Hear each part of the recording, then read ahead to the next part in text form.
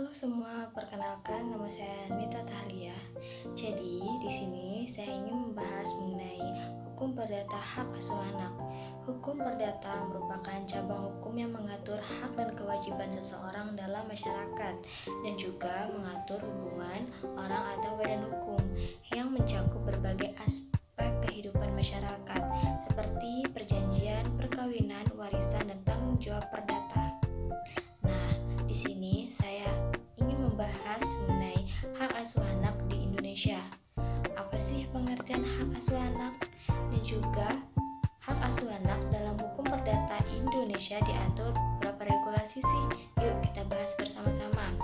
Nah, jadi pengertian hak asuh anak yaitu merupakan kewajiban dan hak orang tua atau wali untuk merawat, mendidik baik secara fisik maupun emosional. Dan sekarang kita bahas mengenai hak asuh anak yang diatur dalam beberapa regulasi. Yang pertama, Kitab Undang-Undang Hukum Perdata atau KUH Perdata. Yang kedua, Undang-Undang Nomor 1 Tahun 1974 tentang perkawinan. Dan yang ketiga, Kompilasi Hukum Islam atau KHI. Yang keempat, Undang-Undang Nomor 23 Tahun 2002 tentang perlindungan anak. Jadi, yang pertama, hak asuh anak dalam KUH Perdata.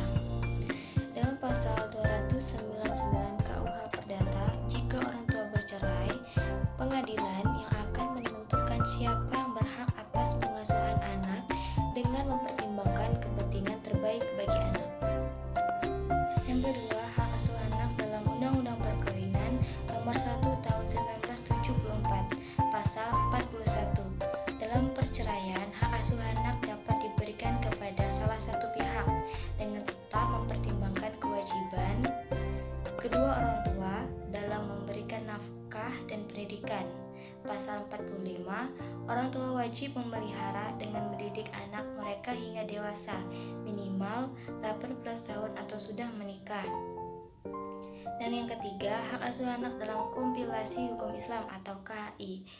Hak asuh anak setelah perceraian diatur dalam pasal 105 KHI, yaitu anak yang belum berusia 12 tahun berada dalam pengasuhan ibu. Jika anak sudah berusia lebih dari 12 tahun, ia boleh memilih tinggal dengan ayahnya atau ibunya. Ayahnya tetap bertanggung jawab untuk memberikan nafkah bagi anaknya.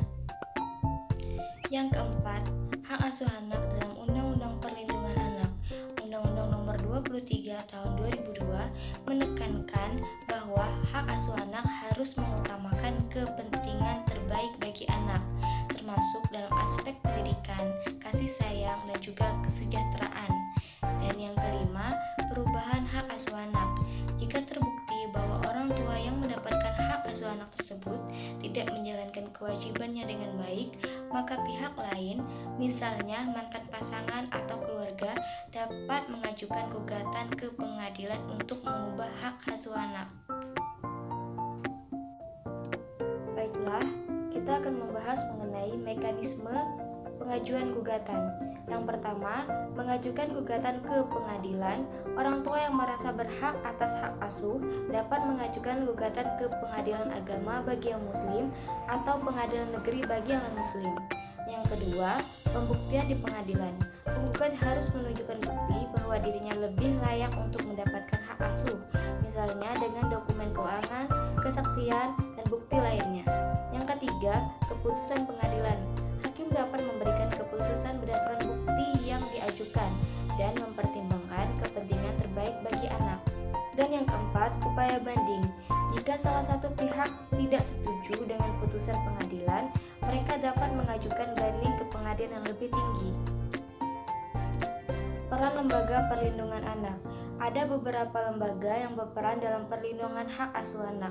Yang pertama, Komisi Perlindungan Anak Indonesia atau KPAI mengawasi implementasi hak anak dan memberikan advokasi jika terjadi pelanggaran. Hak kunjungan orang tua yang tidak memegang hak asuh.